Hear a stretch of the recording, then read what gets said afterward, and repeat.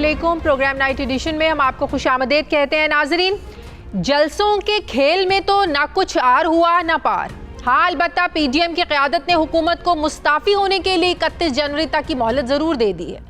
PDM के सरबराही इजलास के बाद मीडिया नुमाइंदों से बात करते हुए मौलाना फजलुर रहमान ने कहा कि 31 दिसंबर तक पीडीएम की तमाम जमातों के मुंतखब अरकान असम्बली अपने अपने इस्तीफ़े अपनी अपनी क़यादत को जमा करवा देंगे। हुकूमत 31 जनवरी तक मुस्ताफ़ी हो जाए।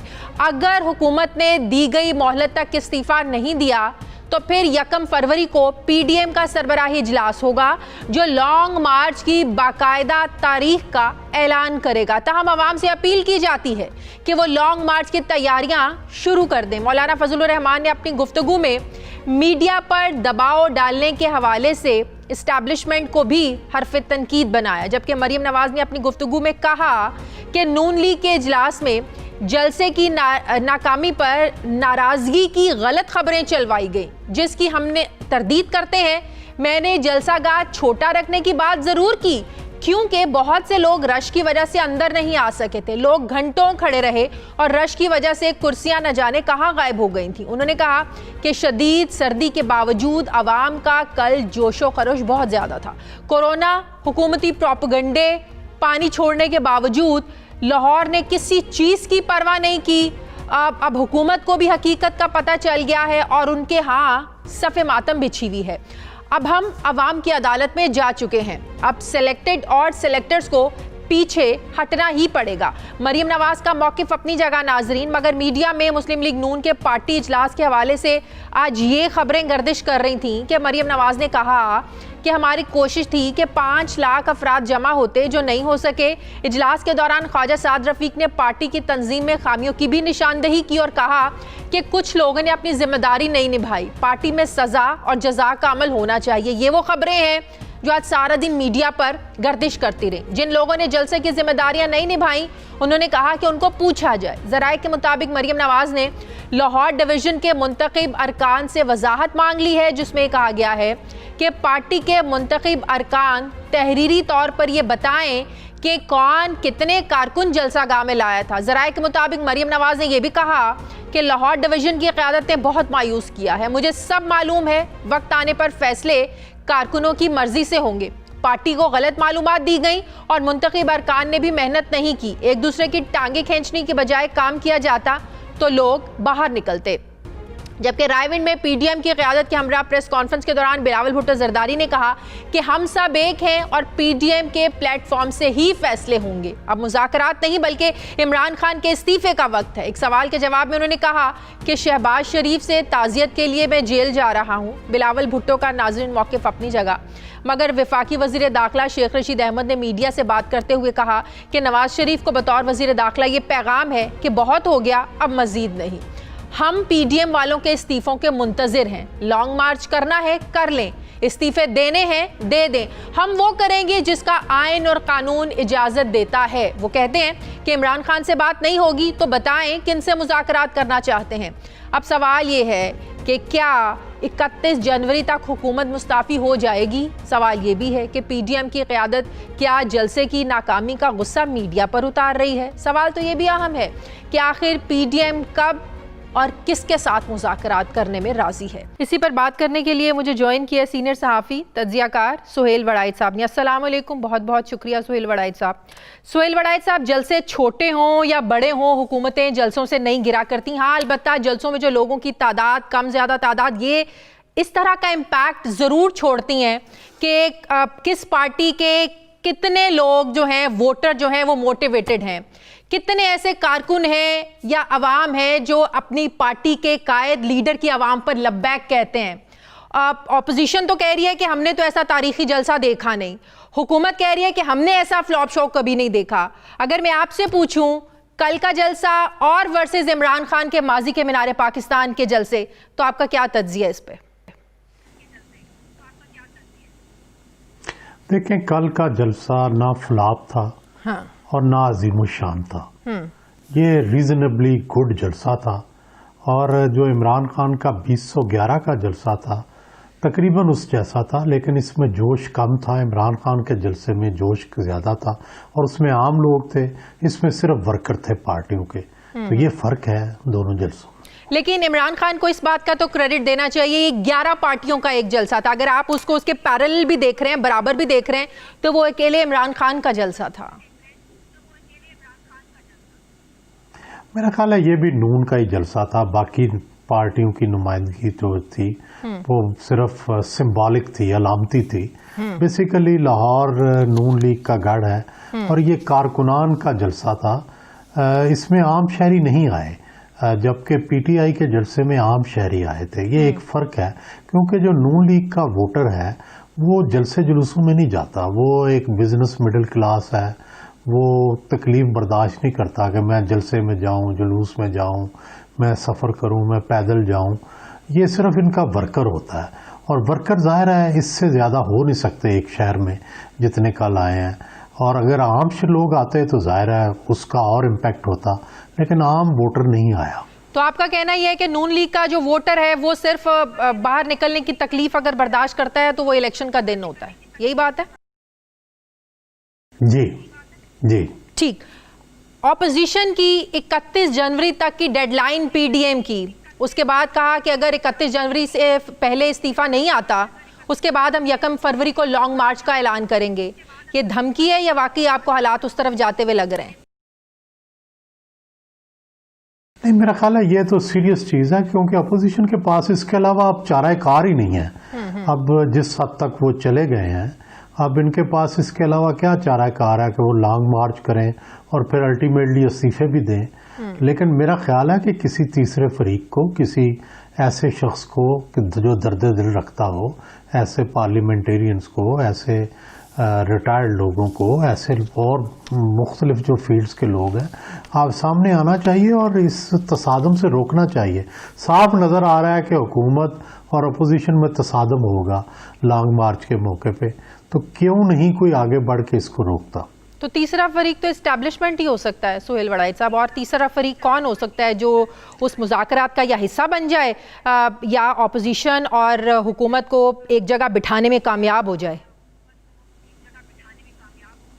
शाजिया, जो तीसरा फरीक जिसकी तरफ आप निशानदेही कर रहे हैं, जिस दिन लॉन्ग मार्च शुरू हो जाएगा फिर तो वही करेगा, लेकिन उससे पहले पहले और भी फरीक जो हैं वो इसमें हिस्सा डाल सकते हैं।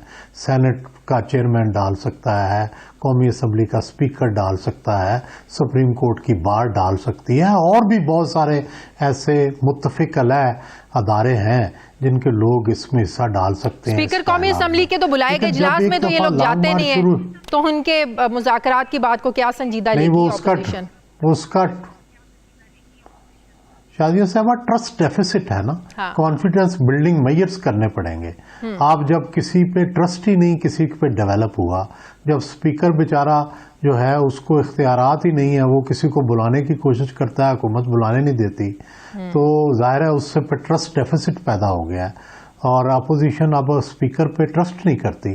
तो इसलिए ज़रूरी है कि स्पीकर को इख्तियारात दिए जाएं, चेयरमैन को इख्तियार दिए जाएं और एक कॉन्फिडेंस बिल्डिंग मेजर्स का माहौल पैदा किया जाए, फिर ही जाकर मुज़ाकरात होंगे। तो आपको क्या लगता है, आज मैं टीवी पर देख रही थी, खुर्शीद शाह साहब मीडिया से बात कर रहे थे और कह रहे थे कि वज़ीर आज़म इमरान खान को टेलीफोन उठाना चाहिए, जरदारी साहब से बात करनी चाहिए, मेन जो लीडरशिप है उससे बात करनी चाहिए, तो मुज़ाकरात के बारे में सोचा जा सकता है। आपको लगता है हुकूमत इस पर गौर करेगी? क्योंकि जिस तरीके से वज़ीर आज़म ने 2 बार डायलॉग की बात की है, तो कहीं ना कहीं हुकूमत संजीदा तो लग रही है, कहीं ना कहीं हुकूमत पर खौफ तो लग रहा है। पहले जलसों का, जलसे खत्म हुए तो अब लॉन्ग मार्च का। हुकूमत को इनिशिएटिव लेना चाहिए, प्राइम मिनिस्टर को इनिशिएटिव लेना चाहिए किसी से राब्ता करने में? मेरा ख्याल है कि फौरन लेना चाहिए, बेदरेग लेना चाहिए, लेते रहना चाहिए, बल्कि अगर वो रद्द भी कर दें फिर भी लेना चाहिए। सही हो गया। अच्छा, तो ये बताइएगा कि मार्च में होने वाले उस सेनेट के इंतखाबात हैं, क्या ऑपोजिशन का टारगेट वो इंतखाबात हैं कि उनको डिले किया जाए, हालात को उस नहज पर लेकर जाना चाहते हैं? क्योंकि जाहिर है अगर सेनेट के इंतखाबात में पीटीआई को कामयाबी मिल जाती है तो ये बहुत बड़ी शिकस्त होगी, ऑपोजिशन के पास तो कुछ नहीं रहेगा। ये दुरुस्त है, जाहिर है अपोजिशन का टारगेट मार्च में होने वाले सेनेट के इंतखाबात हैं और ज़ाहिर अपोजिशन चाहेगी कि उससे पहले पूरा निज़ाम मुअत्तल हो, लेकिन अगर हुकूमत मुज़ाकरात शुरू करे और कुछ ना कुछ अपोजिशन को भी ऑफर करे, आखिर वो भी स्टेक होल्डर हैं सिस्टम के अंदर, तो उनको भी अगर आप ये फेयर एंड फ्री जो है सेनेट के इलेक्शंस, फिर अगले इलेक्शंस, इनकी यकीन दहानी कराएं, उनके साथ फेयर ट्रीटमेंट करें, तो मेरा ख्याल है वो भी मान जाएंगे, बजाय इसके कि वो भी एक मुश्किल में पड़े, इस्तीफे दें, सिस्टम से बाहर हों, मुश्किलात का शिकार हों, जेलें काटें। जाहिर है उनके लिए भी ये एक कोई आसान काम तो नहीं है जो आगे नजर आ रहा है। फेयर ट्रीटमेंट की बात तो हुकूमत कर रही है ना, वो कह रहे हैं ओपन बैलेटिंग करवा लें, ओपन वोटिंग करवा लें, ताकि धांधली का शोर करने की जो है ना वो कोई गुंजाइश ही ना रहे। वो अपोजिशन नहीं मान रही। ये सिर्फ सेनेट की बात नहीं है, अगले जनरल इलेक्शन की बात भी है, ओवरऑल सिस्टम की बात भी है, अपोजिशन के रहनुमाओं की कैदों की बात है, जेलों की बात है, मुकदमात की बात है। ये ओवरऑल एक फजा जो है कॉन्फिडेंस बिल्डिंग मेजर्स की जरूरत है, फिर जाके हालात बदलेंगे। हर बंदा अपोजिशन का ये समझता है कि वो किसी भी दिन गिरफ्तार हो जाएगा, तो ये फजा कोई ठीक तो नहीं है ना। तो सुहेल वड़ाइच साहब, अपोजिशन यकीनन एक आखिरी हथियार होगा, आखिरी ऑप्शन होगा इस्तीफे जो हैं अपोजिशन के लिए, तो आपको लगता है कि इस्तीफों के मामले पर अपोजिशन का कंसेंसस है या हो पाएगा?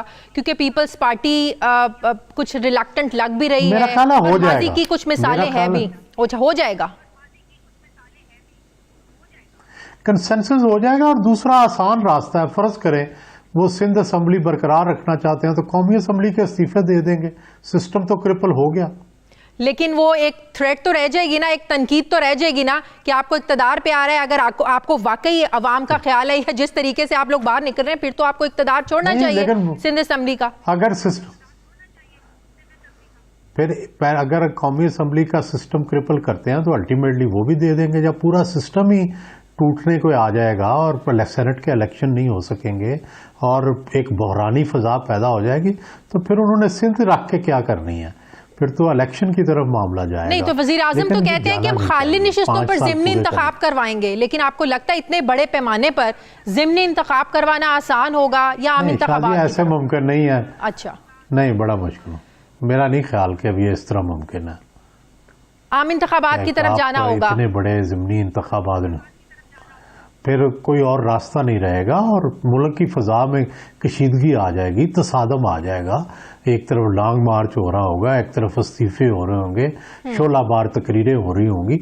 ऐसे में आप कैसे ज़िमनी इंतखाबात करवा सकते हैं? ठीक है, बहुत बहुत शुक्रिया। सहाफ़ी तज्ज़ियाकार सुहेल वड़ाइच साहब मेरे साथ थे। मुझे प्रोग्राम में नाज़रीन एक ब्रेक लेनी है, वापस आते हैं छोटे से वक्फे के बाद।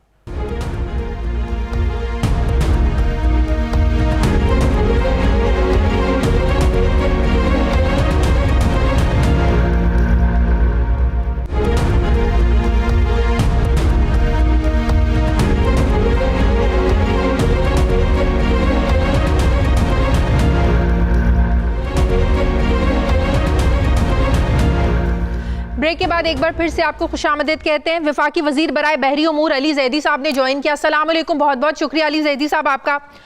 अली जैदी साहब, ऐलान लाहौर, 31 जनवरी तक की डेडलाइन, फाइनल अल्टीमेटम, फिर 1 फरवरी को लॉन्ग मार्च का ऐलान, क्या है हुकूमत का रद्द अमल? कितना संजीदा आप लोग ले रहे हैं? कल के जलसे के बाद तो लगता है हुकूमत को इतनी ज्यादा खुशी हो रही है जलसे की नाकामी से कि पता नहीं हुकूमत ने क्या अचीव कर लिया हो इससे। लॉन्ग मार्च का कोई खौफ है हुकूमत को? वेलकम करते हैं जी, हम तो वेलकम करते हैं, हमें कभी परेशानी थी कोई नहीं। मेरे ख्याल में मुल्तान को हैंडल गलत किया। कल आपको पता है कि किसी ने कोई तंग नहीं किया, उनको जो मर्जी है वो करते रहे आके जलसा।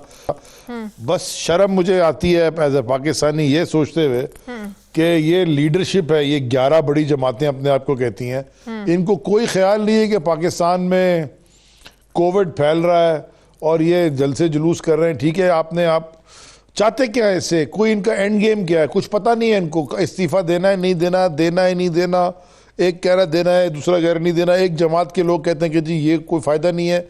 इट्स ए ड्रामा क्रिएट कर रहे हैं, केओस कर रहे हैं मुल्क में विदाउट एनी प्लान। फिलहाल तो आप लोगों से इस्तीफा मांग रहे हैं, जलसे जुलूस, फिलहाल तो आप लोगों से मांग रहे हैं जैसे 2014 में आप लोग मैं तो कह रहा हूं दे दें। मैं तो कह रहा हूं दे देना इस्तीफे, जमा वो करा आपसे देना। मांग रहे हैं किसने रोका है पहले, उनको? उनके तो बात की मैं तो बात कहा करते हर हैं ना, इस्तीफे आप पे- लोग देना, वो आपसे मांग रहे हैं। मांगने दें उनको।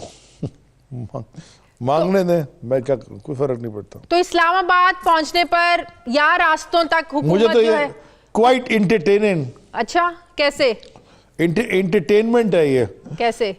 एक आपको एंटरटेनमेंट नहीं नजर आती? इनके तो देखे बयान 1 घंटे के अंदर ऐसे ऐसे चेंज हो रहे होते। अभी वो मैं इनकी कोई ये खातून है, उनका क्लिप मैंने ट्वीट भी किया है, वो जर्नलिस्ट से पूछ रहा है जी आप किसके खिलाफ, कहती जी सेलेक्टरों के खिलाफ कर रहे हैं, तो सेलेक्टरों के नाम बताते हैं, वो नाम नहीं बता रही, कहती नवाज शरीफ की तकरीर सुन ले। तो भाई वो तो भागा हुआ एब्सकॉन्डर है, आप तो नाम बता दें, वो नाम नहीं बता रही। मुझे तो इतनी फनी लगी, मैं को हंस, मैंने बोला ये कौन सा कॉमेडी प्रोग्राम चलाया हुआ इन लोगों ने। आई मीन ये कोई, आप सोचे, आप सिर्फ जरा गौर से 1 मिनट के लिए जो ये कह रहे हैं, जो हम कह रहे हैं, सब बातें साइड में रख दें, छोड़ दें कि हुकूमत क्या कह रही है, छोड़ दें कि ये क्या ड्रामा। सिनेरियो क्या है? सिनेरियो ये है कि 2 स्पॉइल्ड ब्रैट्स जिन्होंने अपनी पूरी जिंदगी में 5 रुपए नहीं कमाए हक हलाल के कहीं काम करके, वो अपने वालिद, दोनों अपने अपने वालिदों की करप्शन बचाने के लिए एक इंसान जो कि मैस्कुरेट करता है ना, एक्टिंग करता रहा एज अ रिलीजियस को लीडर पॉलिटिशियन बनने की दिहाइयों से, जिसकी अभी अली अमीन गंडापुर साहब ने जो उस दिन प्रेस कॉन्फ्रेंस करके चीजें दिखाई हैं, उसकी क़यादत में 11 जमातों का टोला लेके 10-12 हज़ार आदमी इकट्ठे नहीं कर सके, और ये चले हैं हुकूमत गिराने, जो कि एक इलेक्टेड गवर्नमेंट है। और ये इनका बॉटम लाइन क्या है? हमारे करप्शन के केसेस, हमारे वालिदैन के करप्शन के केसेस माफ कर दो, ये तो आप कह रहे हैं दे दो। ना, ये लोग तो आप, बस ये है बातें तो आप bottom लोग line। कह रहे हैं ना। नहीं, मैं तो नहीं कह रहा, ये कह रहे हैं, अरे ये कह रहे हैं ना, ये और कह रहे क्या, मुझे चले आप शाजिया आप बता दें क्या कह रहे हैं, मुझे बता दें, समझा दें। वो कह रहे हैं महंगाई है, वो कह रहे हैं कि आवाम का जीना दोभर हो गया है, हर चीज महंगी हो गई है, किसी कोई पॉलिसी नहीं आप लोगों की, इसीलिए हम लोग इस्लामाबाद आ रहे हैं, आप लोगों को हुकूमत करने का कोई हक नहीं है, धांधली आप लोगों ने की है। ये वो बातें जो ऑपोजिशन कर रही है। ऑपोजिशन ये तो नहीं कह रही कि हमारे मुकदमे खत्म कर दे, ये लोग, ये बात तो आप लोग कर रहे हैं। ये अच्छा चले ना, बात करते हैं ना, धांधली पे आ जाएं। इलेक्शन कमिश्नर पिछले वाले किसके अपॉइंट किए हुए थे? जाहिर है इन्होंने हमने अपॉइंट किए थे। हाँ, उन्होंने किए थे। आरटीएस सिस्टम किसने डिप्लॉय किया था? किसने किया था? उसके ऊपर लोग किससे रखे थे? इन्होंने किया था, नून लीग वालों की हुकूमत थी, और आपकी थी क्या? हाँ? नहीं तो इन्होंने किया था, वो अगर सारा काम इन्होंने किया। अच्छा, धांधली हुई। अच्छा, वही पाकिस्तान की अवाम ने वोट डाला है इमरान खान के नजरिए पे, और खान साहब को प्रॉब्लम क्या है समझने की? अच्छा, फिर सिंध में धांधली क्यों नहीं हुई? सिंध में कैसे इनकी हुकूमत आ गई? पंजाब, लाहौर में ये सीटें ज्यादा कैसे जीत गए, वहां धांधली नहीं हुई?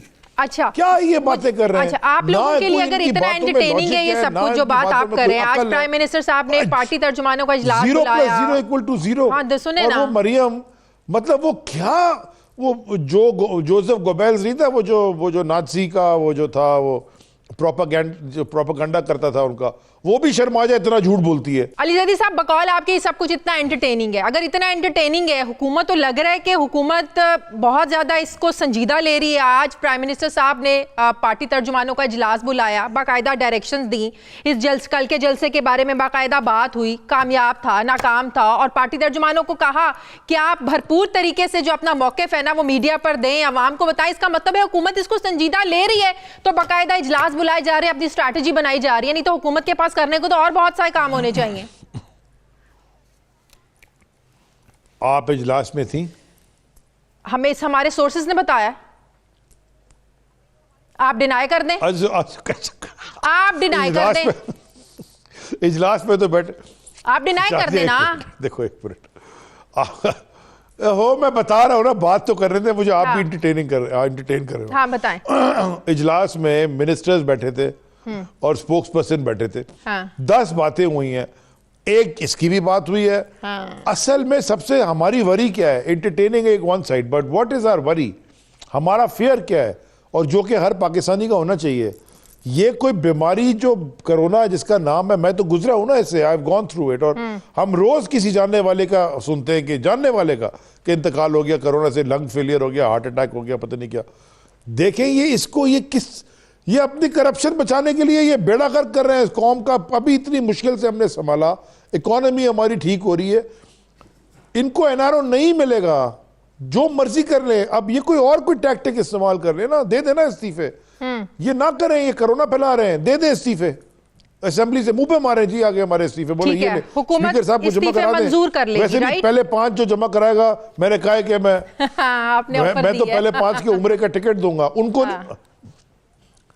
इनको नहीं दूंगा। हो आप पहले कंफ्यूजन में ना रहें। इनके लिए देखें, इस मुल्क में बड़े गरीब मुस्तहिक लोग हैं जिनको जाना चाहिए उम्रे पे, जो अफोर्ड नहीं कर सकते। मैं हर एक इस्तीफे पे किसी एक मुस्तहिक आदमी को उम्रे पे भेजूंगा, क्योंकि ये इनसे जान छूटे ना हमारी। अच्छा, ये खुश ना हो जाए। आज खुर्शीद शाह साहब ने मीडिया से बात करते हुए ये कहा कि वजीर आजम जो डायलॉग की बात कर रहे हैं, तो डायलॉग तो एक ही सूरत में हो सकते हैं, वजीर आजम साहब फोन उठाएं, जरदारी साहब को, हमारे लीडर को कॉल करें, अपने कैलिबर के लीडर को कॉल करें ना, हमारी पार्टी के लीडर से बात करें तो हम डायलॉग की बात कर सकते हैं। नीचे अपने वजीरों से, तर्जुमानों से पैगाम भिजवा कर इस तरह तो डायलॉग नहीं होंगे। तो क्या ये अच्छा हो कि वाकई अगर हुकूमत चाहती है कि मामलात को सुलझा लिया जाए बातचीत के जरिए, डायलॉग टेबल पर बैठ के, तो वजीर आजम बात कर लें?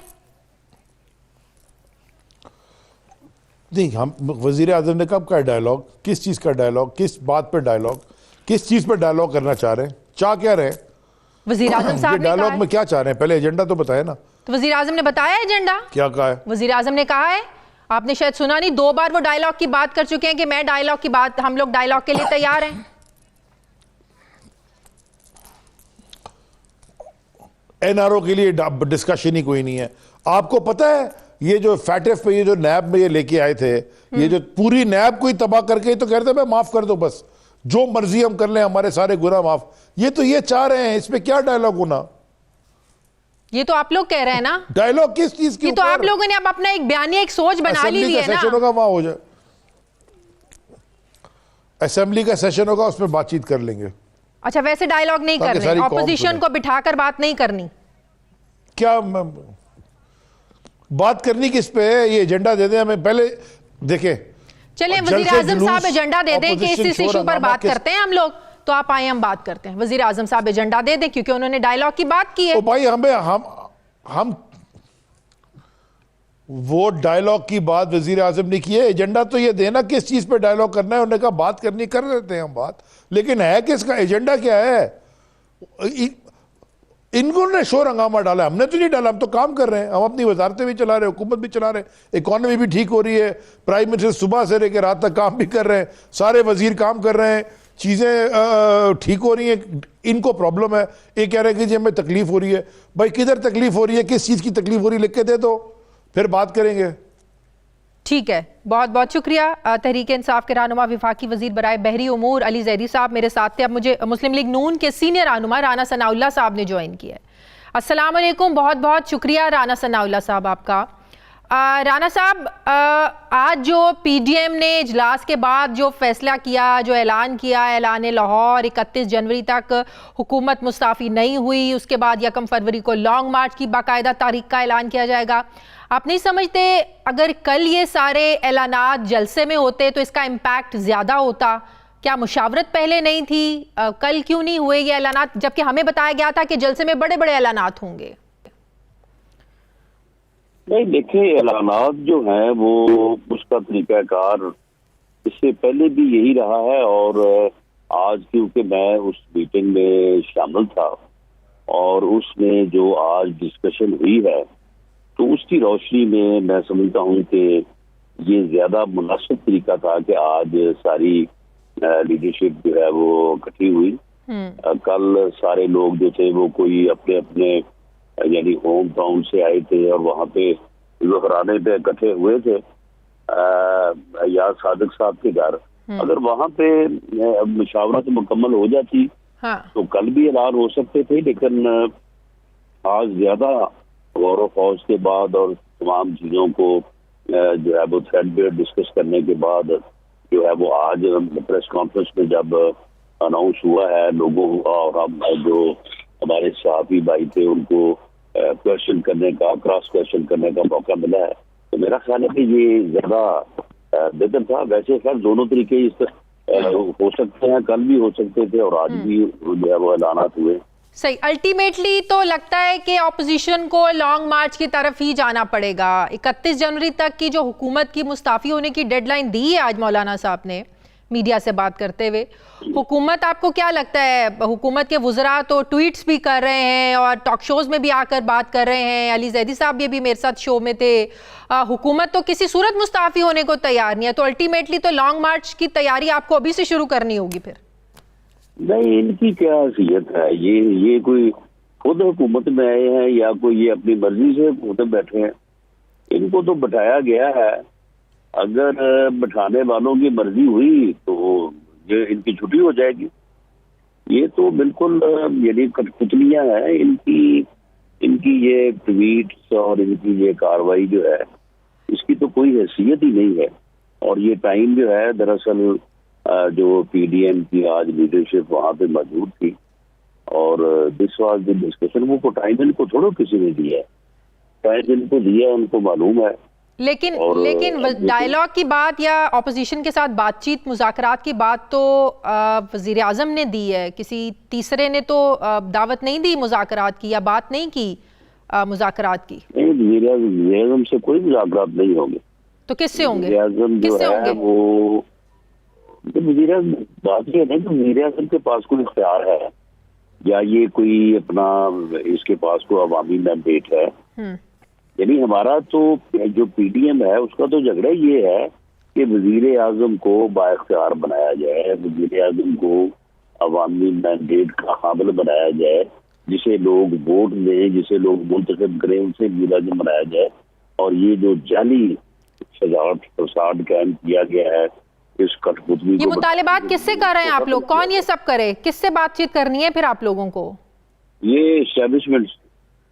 तो ये तो आप लोगों के बयानी की नफी हो जाएगी ना। एक तरफ मियां नवाज शरीफ का बयानी है कि इस्टेब्लिशमेंट को सियासत में कोई रोल प्ले नहीं करना है, उनका काम सरहदों तक है, वो सरहदों तक जो है ना वो महदूद रहें, सियासत में मुदाखलात या सियासी मामलात में उनको मुदाखलत नहीं करनी चाहिए।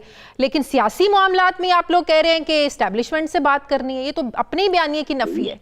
नहीं, ये आप समझो ना इस बात को, वो भाई ये सारा कुछ कर ही जब इस्टेब्लिशमेंट रहेगी तो फिर बात उनसे नहीं करेंगे तो किससे करेंगे? ये इनके बुरे से करेंगे, उनके बुरे से बात करेंगे।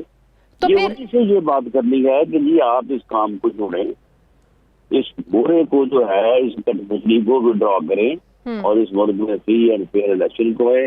उन इलेक्शन में कोई मुदाखलत नहीं होनी चाहिए, वो फ्री होने चाहिए, वो फेयर होने चाहिए, सबको आइन की पासदारी करनी चाहिए और इलेक्शन कमीशन जो है ये उसका काम है, उसको सौंपा जाए, वो इलेक्शन को आए और जो अवाम के मैंडेट से जो है वो मुंतखब हो उसे इख्तियार दिया जाए।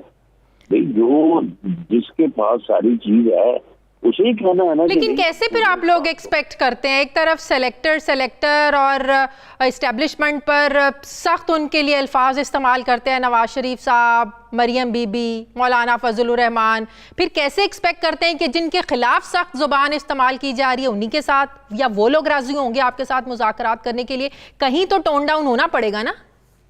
नहीं, टोन डाउन की बात नहीं है, कोई हमारी उनके साथ दुश्मनी नहीं है, वो हमारे भाई हैं, हमारे लिए बाइस इज्जत है, हमारे लिए बाइस एहतराम है। उनका बहरहाल जो रोल जो है जिससे हम मुतफिक नहीं है, हम उस रोल की निशानदेही कर रहे हैं और हम उनसे कह रहे हैं कि ये आप विड्रॉ करें। और ये बड़े कोई हम उनको कोई उनके साथ झगड़ा तो नहीं कर रहे, हम ये तो नहीं कर रहे कि आप क्यों अगर आपने किया है तो ये बड़ा जो है वो हम ये करेंगे वो करेंगे। हम तो कहते हैं कि जी जो हो चुका तो हो चुका, अब तो जो है वो इसका मुतकब्बल नहीं है।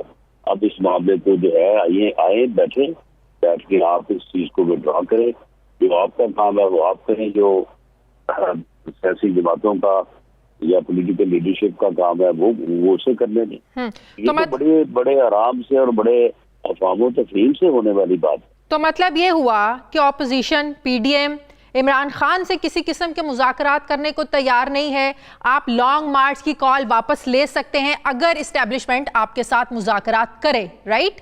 देखिए, हमारा मकसद जो है वो हमारा मकसद लॉन्ग मार्च नहीं है। हमारा मकसद कोई इस्लामाबाद आगे बैठना या कोई गिराव करना नहीं है। हमारा मकसद है फ्री फेयर इलेक्शन। अगर हमारा मकसद जो है वो हासिल हो जाता है तो फिर हमें क्या जरूरत है कि हम जो है वो लॉन्ग मार्च करेंगे और आगे 2023 के फ्री एंड फेयर इलेक्शन नहीं, 2021 के फेयर एंड फ्री इलेक्शन या जो भी 90 दिन की मोहलत है वो 90 दिन आज से शुरू कर लें, कल से शुरू कर लें, चले 31 जनवरी से शुरू कर लें, हमें कोई ऐसी बात नहीं है। 31 जनवरी से ऑनवर्ड विद इन 90 डेज जो है वो इलेक्शन हो जाए। फ्री एंड फेयर इलेक्शन, उसके लिए तो इंतखाबी इस्लाहात की जरूरत है ना। ये तो सारे मामलात पार्लियामेंट में डिस्कस होने वाले और पार्लियामेंट में हल होने वाले। नहीं, ये सब गलत कहा जा रहा है। किसी इस्लाहात की जरूरत नहीं है, किसी इस्लाहात की जरूरत नहीं है, किसी लीगल अमेंडमेंट की जरूरत नहीं है। इलेक्शन कमीशन, अच्छा, अगर कोई बैरूनी मुदाखलत ना हो तो इलेक्शन कमीशन इन्हीं रूल्स के साथ, इसी कैपेसिटी के साथ जो है वो फ्री फेयर इलेक्शन करवा सकता है। तो आप कह रहे हैं इलेक्शन कमीशन हमारा बाइख्तियार नहीं है? नहीं, बाख्तियार यानी उसका इख्तियार कागजात में तो पूरा बड़ी सराहत के साथ देखा गया है। इख्तियार तो उसका पूरा है, लेकिन उसे इस्तेमाल कोई नहीं करने देता। तो इलेक्शन कमीशन के हुकूमत कहती है ना चेयरमैन हमने लगाया, नहीं करने देता। चेयरमैन आप लोगों ने लगाया, नैब चेयरमैन वो कहते हैं हमने नहीं लगाया, आप लोगों ने लगाया। नहीं, तो इलेक्शन कमीशन का जो चेयरमैन है उसको कोई आजादी से काम करने दे तो वो अच्छा भला आदमी है, वो कर सकता है, लेकिन उसे करने को दे तो फिर है ना। वो फॉरेन फंडिंग का जो है वो केस है, वो सुनना चाहता है, उसे कहा गया कि खबरदार नहीं सुनना, उसने उसको अर्जन कर दिया सैनिटाइज। ठीक है, बहुत बहुत शुक्रिया। मुस्लिम के सीनियर रहनुमा राना सनाउल्लाह साहब मेरे साथ थे, थैंक यू वेरी मच। मुझे प्रोग्राम में एक ब्रेक लेनी है, वापस आते हैं एक छोटे से वक्फे के बाद।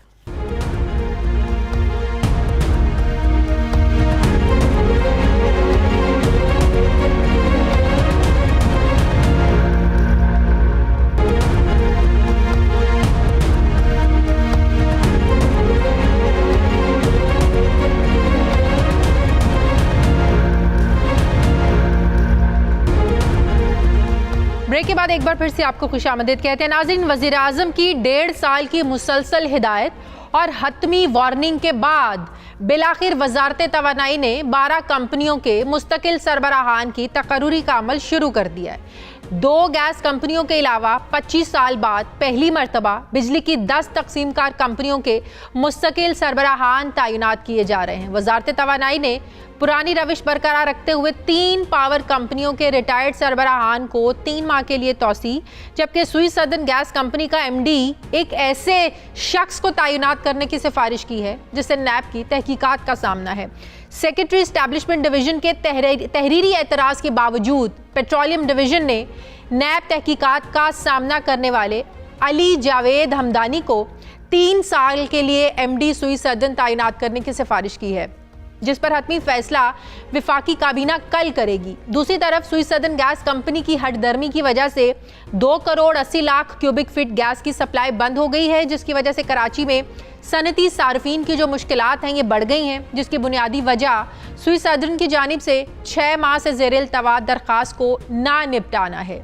सुई सदन कंपनी गैस सप्लाई बरकरार रखने के लिए पेट्रोलियम डिवीजन के अहकामात को भी खातिर में नहीं लाई।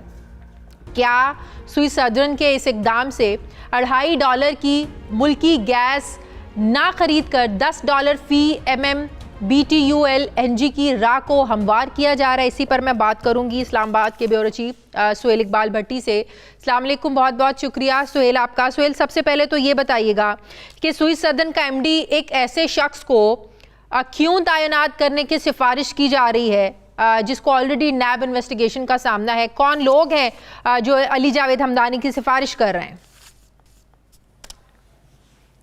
शादी, यकीनी तौर के ऊपर किसी भी ऐसे शख्स को जिसे लीड कैंडिडेट के तौर के ऊपर वफाकी काबीना के सामने पेश करवाना वो बासर लोगों की आशीर्वाद के बगैर मुमकिन नहीं है। और मामला ये है कि 2 साल से स्विस सदर्न गैस कंपनी मुस्तकिल एमडी से महरूम है। हाँ। एक्टिंग चार्ज की बुनियाद के ऊपर ये कंपनी जो कि सालाना 150 अरब के लगभग रेवेन्यू जनरेट करती है, और उसका जो यूएफजी है, जो गैस चोरी की लॉसेज हैं, वो बहुत ज्यादा हो चुके हैं, बहुत बुरी हालत है। प्राइम मिनिस्टर की वाज़ेह डायरेक्शन थी कि मुस्तकिल एमडी की अपॉइंटमेंट होनी चाहिए। अब बिल आखिर पेट्रोलियम डिवीजन ने वफाकी काबीना को समरी अरसाल की है। 4 उम्मीदवार पर मुश्तमिल ये समरी है, लेकिन जो लीड और प्रायोरिटी जिस कैंडिडेट को दी गई है पहले नंबर पर, वो सैयद अली जवेद हमदानी हैं। मामला ये है कि जब ये सैयद अली जवेद हमदानी एक प्राइवेट कंपनी के चीफ एग्जीक्यूटिव ऑफिसर थे, कौमी खजाने को उस कंपनी ने नुकसान पहुंचाया, उनके खिलाफ नैब तहकीकात कर रहे हैं। जब ये मामला सेक्रेटरी एस्टेब्लिशमेंट डिवीजन के पास पहुंचा तो उन्होंने प्राइम मिनिस्टर ऑफिस को और पेट्रोलियम डिवीजन को तहरीरी तौर के ऊपर आगाह किया कि नैब के अंदर उन्हें नैब ने नोटिस सर्व किया था, उसका स्टेटस क्या है, आप कैसे इनको रेकमेंड कर सकते हैं। उसके अलावा उन्होंने 4 दीगर एतराजात उठाए, लेकिन उसके बावजूद प्राइम मिनिस्टर ऑफिस की डायरेक्शन के ऊपर यह समरी वफाकी काबीना को अरसाल की गई और कल वफाकी काबीना इस मामले के ऊपर हतमी फैसला करेगी। ये बहुत हैरान कुन अमर है कि वो ऐसा एक प्राइवेट कंपनी का ऑफिसर जिसके नैब के खिलाफ तहकीकात का उसे सामना करना पड़ा है नैब में, अब उसको एमडी अपॉइंट करने के लिए स्विस सदर्न गैस कंपनी का टॉप प्रायोरिटी पर रखा गया है। लेकिन अगर कल सारी हकीकत को वज़ीर-ए-आज़म के सामने रखा जाता है कैबिनेट के इजलास में, सेक्रेटरी एस्टेब्लिशमेंट डिवीजन का जो तहरीरी एतराज है इसको वज़ीर-ए-आज़म साहब के सामने रखा जाता है, बावजूद इसके कि वज़ीर-ए-आज़म ऑफिस को ये सारी इंफॉर्मेशन दी गई है, लेकिन वज़ीर-ए-आज़म साहब के सामने हो सकता है इस मामले को ना रखा गया हो, इस तहरीरी एतराज को। यकीनन फिर हो सकता है वज़ीर-ए-आज़म साहब मेरिट पर फैसला करें इसके बाद। जी देखिए, बिल्कुल प्राइम मिनिस्टर इमरान खान ने हमेशा मेरिट और शफाफियत की बात की है, बेहतरीन मौजूतरीन उम्मीदवार लगाने की उन्होंने कोशिश की है। तो अब कल उनका और उनके कैबिनेट मेंबरान का इम्तिहान होगा कि एक जानिब नदीम बाबर साहब और उमर अयूब साहब की जानिब से भेजी गई समरी, जिसमें उन्होंने टॉप प्रायोरिटी के ऊपर सैयद अली जवेद हमदानी साहब को रखा है, क्या सेक्रेटरी एस्टेब्लिशमेंट डिवीजन के जो 5 जेन्युइन एतराजात हैं क्या उनको रद्द कर दिया जाता है या मेरिट की और शफाफियत की बालादस्ती कायम करते हुए वो बेहतर चॉइस का इंतखाब करते हैं। इस बात का हतमी फैसला यकीनी तौर पर कल होगा और कैबिनेट मेंबर्स का इस मामले में एक कड़ा इम्तिहान होगा। जी अच्छा, जो कराची सनती सार्फिन की मुश्किलात बढ़ी हैं, स्विस सदर्न कंपनी के ऐसे क्या इकदामात हुए, क्या गलतियां हुई, क्या उन्होंने क्या मामलात थे जिनको उन्होंने संजीदा नहीं लिया, जिसकी वजह से 2 crore 80 lakh cubic feet gas की सप्लाई बंद हो गई है। यकीनन सनती सार्फिन को इससे बहुत ज़्यादा मुश्किलात भी होंगी, नुकसान भी उठाना पड़ेगा। जी बिल्कुल शाजी, ये बहुत संगीन मामला है और नाइट एडिशन प्रोग्राम में हमने हमेशा इस मामले को बहुत मर्तबा टेकअप किया कि किस तरीके के साथ पाकिस्तान के अंदर एक लॉबी पाकिस्तान की मुल्क की सस्ती तरीन गैस जो $2.5 से $3 में कॉस्ट करती है उसको डिस्करेज करके दरामदी गैस जो कि अब $10 से $12 फी MMBTU में कॉस्ट करती है उसकी राह हमवार कर रहे हैं। ये उसी सिलसिले की एक कड़ी है। हमने पहले भी इस मामले को टेकअप किया, तर्जुमान स्विस सदर्न से मौक़िफ़ हासिल किया, उनके एक्टिंग MD से बात की। एक ऐसी पाकिस्तानी कंपनी जिन्होंने गैर मुल्की कंपनी की शराकत दारी से बदीन फोर साउथ से गैस डिस्कवर की, 2 करोड़ 80 लाख क्यूबिक फीट योमिया गैस स्विस सदर्न को सप्लाई की गई, लेकिन कुछ अमेंडमेंट्स और कुछ सिस्टम में CO2 को टेक्निकल एक मामला था, उसको कम करने के लिए एक प्लांट नस्ब होना था, लेकिन कोरोना की वजह से वो मामला तखीर का शिकार हुआ। जुलाई 2020 में फोर्स मेजोर क्लेम किया गया, लेकिन 6 माह गुजरने के बावजूद स्विस सदर्न उस गैस के ऊपर उस दरखास्त के ऊपर फैसला नहीं कर सकी और इजाफी जुर्माना आयद करना चाहती थी, जिसके नतीजे में इस कंपनी ने मुकम्मल तौर के ऊपर गैस की सप्लाई बंद कर दी है। इस वक्त बदीन फोर साउथ से स्विस सदर्न को गैस की सप्लाई नहीं हो रही। कमर्शियल सनती घरेलू साफिन उसका खमियाजा भुगत रहे। कौमी खजाने में जमा होने वाला करोड़ों रुपए का टैक्स भी अब जमा नहीं हो पा रहा। स्विस सदर्न का एक ही इस मामले में मौकिफ है कि हम उस दरखास्त को इवेल्युएट कर रहे हैं। 6 माह गुजरने के बावजूद सेक्रेटरी पेट्रोलियम, वजीर पेट्रोलियम नदीम बाबर साहब के कहने के बावजूद इस कंपनी ने किसी के अहकामात नहीं माने और आज नौबत यह है कि हम $12 की LNG स्विस सदर्न खरीद रही है, लेकिन $2.5 की मुल्की गैस को खरीदने को तैयार नहीं है। ऐसे अफसरान की ऐसी रवैयों की वजह से 15 से 20 गैर मुल्की कंपनियां छोड़कर जा चुकी हैं पाकिस्तान और सिर्फ 1 से 2 ऐसी गैर मुल्की कंपनियां हैं जो इस वक्त पाकिस्तान में काम कर रही हैं। ठीक है, बहुत बहुत शुक्रिया। इस्लाम ब्यूरो चीफ सुहेल इकबाल भट्टी मेरे साथ हैं। नाज़रीन, मुझे प्रोग्राम में एक ब्रेक लेनी, वापस आते हैं छोटे से वक्फे के बाद।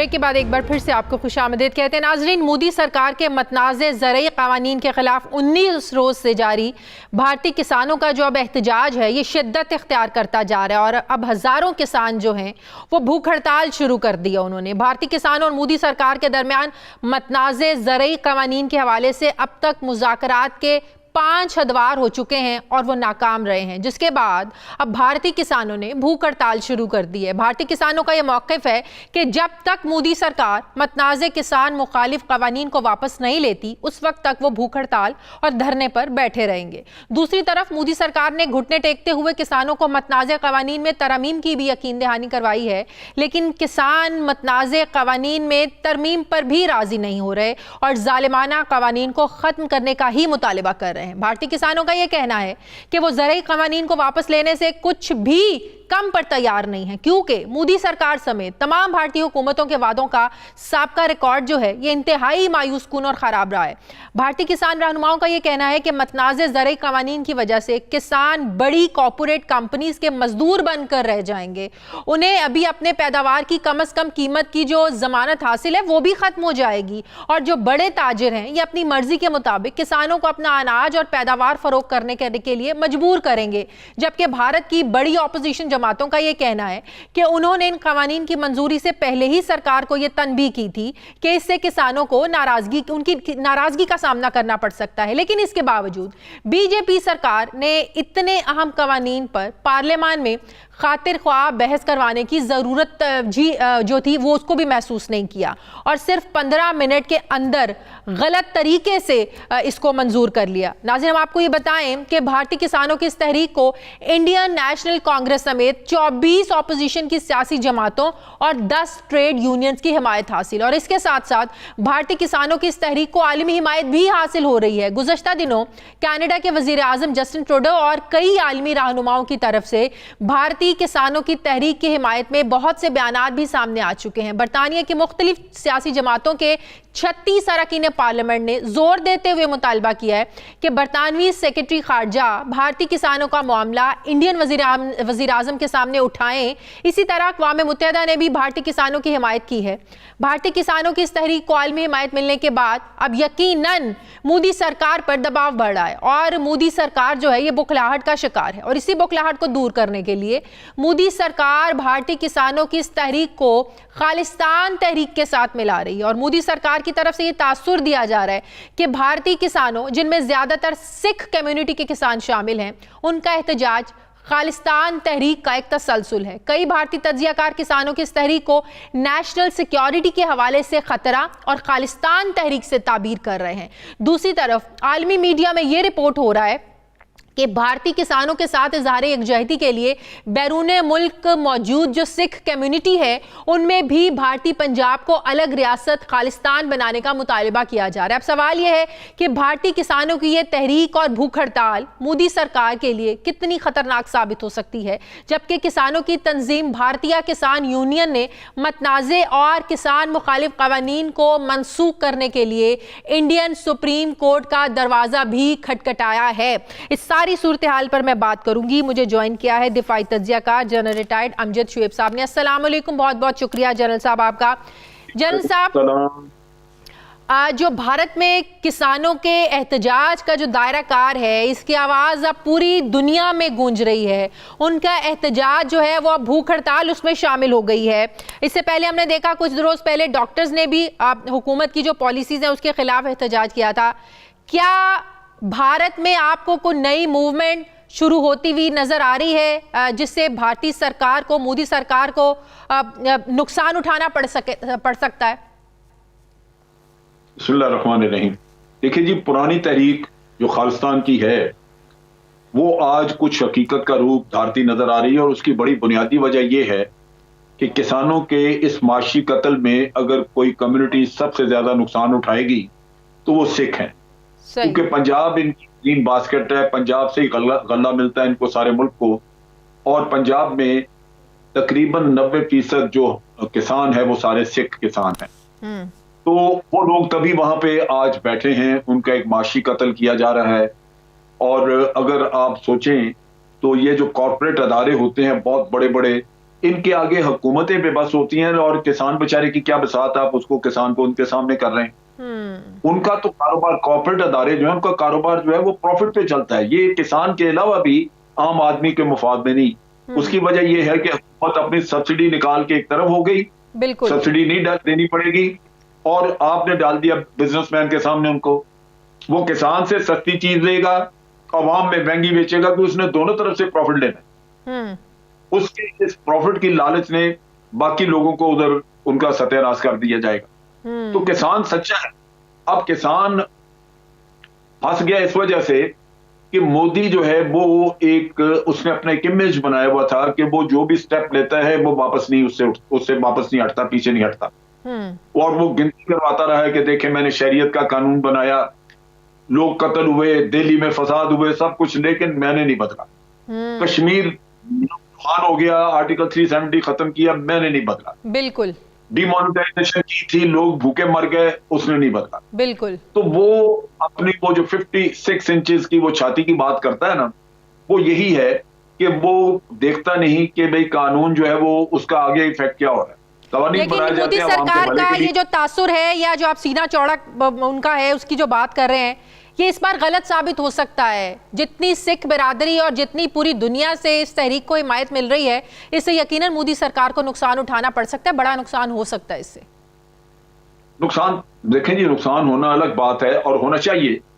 वैसे भी सिख को वहां पे इंसाफ किया। आपने बात की अभी अपने इब्तदाइया में, आपने कहा कि सुप्रीम कोर्ट का दरवाजा खटखटा है। सुप्रीम कोर्ट ने आज दिन तक कौन सा फैसला किया जो कि अकलियतों के हक में हो? मुसलमानों के खिलाफ फैसले। वहां दुख यही है कि जुल्म भी है और इंसाफ नहीं है। अगर किसी को ये उम्मीद हो कि जुल्म हो रहा है तो मैं इंसाफ जाके हासिल कर सकूंगा, तो जुल्म से जान छूटेगी, वो तो है ही नहीं वहां पे। बिल्कुल, ये बिल्कुल। सब लोग जो भी आज जो वहां पे हुकूमतों में हैं या अदारों में बैठे हैं, ये सब वही हैं जो मोदी के साथी हैं हिंदुत्व के। और ये लोग आज अगर उठ खड़े हुए हैं तो इनको ये मौका है कि ये अपने लिए वतन मांगे, क्योंकि इनको आगे कुछ नहीं। आप कह रहे हैं कि मोदी को पीछे हटना पड़ेगा। अगर वो हट भी गया आज, ये दोबारा किसी न किसी बहाने ये किस्सा लेके आएगा। ये आदमी बहुत मुख्तलिफ है। तो इस एहतजाज में खालिस्तान तहरीक जोर पकड़ती हुई लग रही है आपको? बिल्कुल लगती है, और मेरा अपना ख्याल है कि ये उन लोगों का हक है। उनको क्यों, जब आप उनको उनके हुकूक नहीं देते तो वो क्यों ना अलग रियासत बनाए, क्यों ना करें? हमने ये किया था कि नहीं? क्या पाकिस्तान जो हमने लिया वो इसी बुनियाद पे नहीं लिया था हमने? कि जनाब हमें पता है कि ये जमहूरियत के नाम पे हिंदू मेजॉरिटी हमारी जान खा जाएगी, हम बच के वहां से निकले। और आज वहां पे यही जमहूरियत के नाम, आप अगर इंटरव्यू सुन लें इनके लीडर्स का, सुब्रमण्यम स्वामी ने एक इंटरव्यू दिया बीबीसी को, और एंकर ने पूछा कि जनाब आपके यहाँ अकलियतों के कोई हुकूक नहीं, अकलियतों के हुकूक आप देते नहीं, उनको आपने बड़ा तंग किया हुआ है। तो उसका जवाब था कि अकलियतों के हुकूक तो होते ही नहीं, हुकूक तो होते हैं मेजॉरिटी के। मेजॉरिटी के हुकूक और अकलियतों को उनके साथ एडजस्ट करना पड़ता है अपने आप को। आप इमेजिन करें, ये जालिम है। इनका तो अगर ये खालिस्तान नहीं बनाते, ये सिख तबाह हो जाएंगे, इनकी नस्लें आगे खराब हो जाएंगी। सही, ये इनको जिज करें। बहुत बहुत शुक्रिया। दिफाई तज्जिया का रिटायर्ड अमजद शुएब साहब मेरे साथ थे। नाज़रीन, हमारे प्रोग्राम का वक्त खत्म हो गया। प्रोग्राम के लिए आप हमें फीडबैक ज़रूर दीजिएगा। अपना ख्याल रखिएगा। मुझे इजाज़त दीजिए। मेरी आपसे मुलाकात होगी कल। अल्लाह हाफिज़।